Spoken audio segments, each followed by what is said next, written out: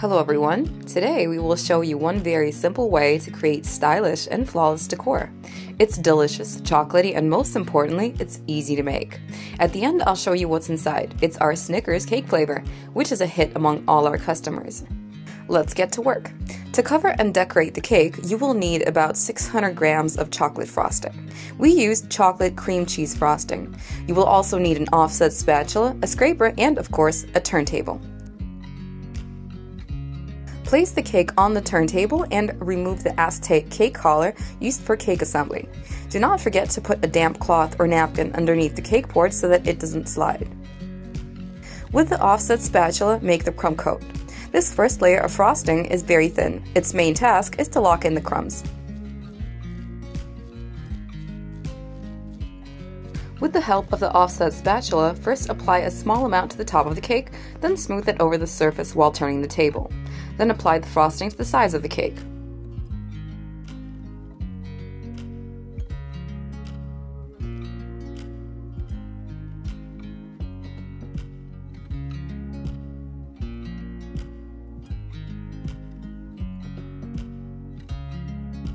Now use the scraper to smooth out the sides of the cake and give it the right geometric shape. With smooth but confident movements, hold the scraper in one hand while turning the table with the other. Hold the scraper at a right angle to the table. From time to time, remove the excess frosting from the scraper. Put it in a separate container so that the crumbs don't end up in the frosting for the final coat.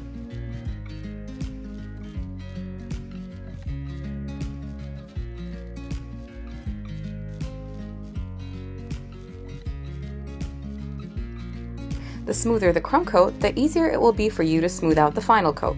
You can apply frosting to the cake with a piping bag, as many cake bakers advise, but in our opinion, covering a cake without a piping bag is much easier.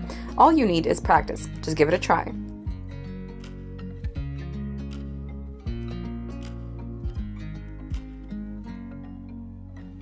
Each cake will take you less and less time to cover. And don't forget that you'll also save on the piping bags, which is an obvious advantage.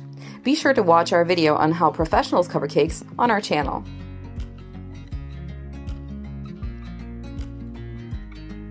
Remember that the crumb coat should be thin enough to see the cake layers through it.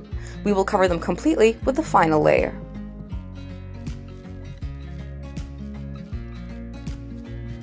Before putting the cake in the refrigerator for the crumb coat to set, do not forget to clean up the cake board from excess frosting. This is easier done before the frosting sets, and there are several ways you can do this. We will use the smallest flexible scraper. Hold it in place while turning the table with the other hand.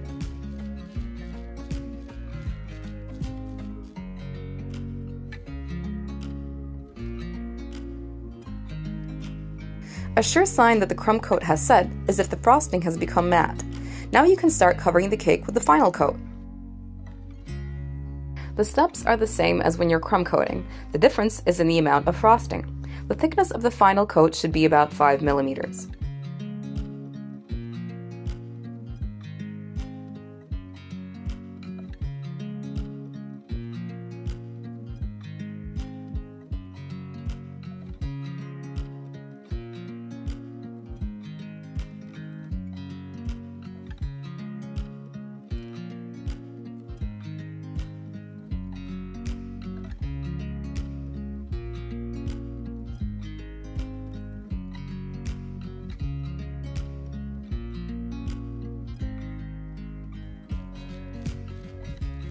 As soon as your cake acquires the right geometric shape, put it in the refrigerator to chill.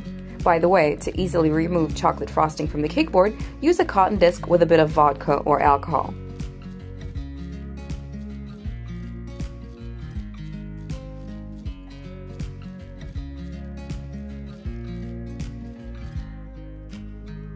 While the cake is in the refrigerator, place the remaining frosting in a piping bag with a 9mm closed star piping tip.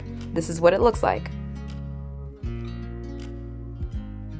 As soon as the final coat sets, we will make 4 beautiful dollops. Make a smooth encircling movement with your piping bag like when you're making cupcake swirls.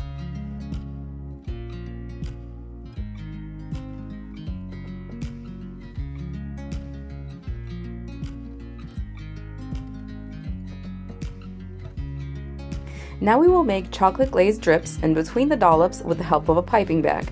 Keep in mind that if the glaze is too hot, it will be too runny and will flow down to the cake board. If the glaze is too cold, then upon contact with the cooled cake, it will instantly set and the drip will come out very short and unpretty.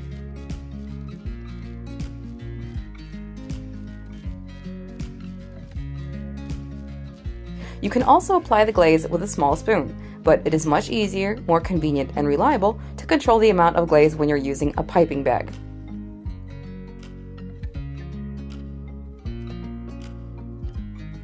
Now we will lay out the rest of the decor in between the dollops.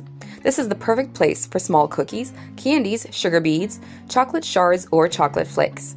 Choose whatever you like. Start laying out the decor with the largest objects, gradually filling in the empty spaces with the smaller ones.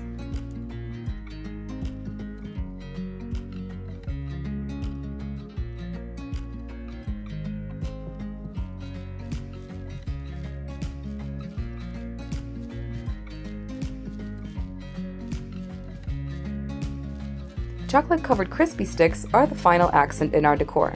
Mount 2 to 3 sticks on the cake with tweezers. Insert them at an angle. They look much better this way than if placed vertically. And do not overdo with the amount, otherwise you will get a TP.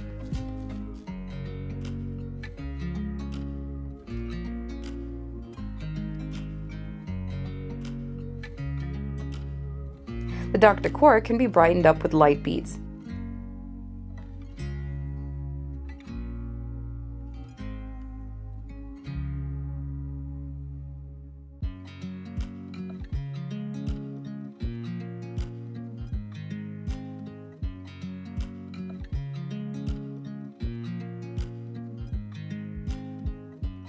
And a few pinches of chocolate flakes will finish up the decor.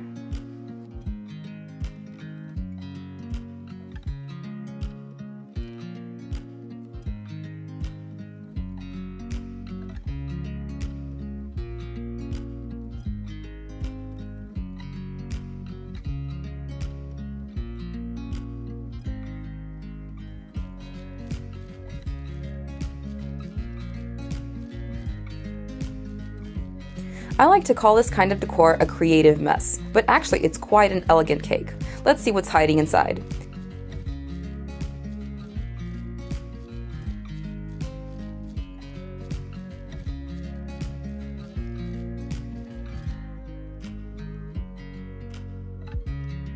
Imagine this ensemble of rich chocolate and caramel with nuts, accompanied by delicate cream cheese frosting. Together, they create the perfect harmony. I hope you found this video helpful. If so, visit our school's website for more helpful lessons on cream cheese frosting, ganache, and a variety of delicious cake flavors. All these recipes have been approved by many of our clients and have been perfected over our many years of experience. You'll find the link below the video. Don't forget to subscribe to our channel, and until next time, bye bye!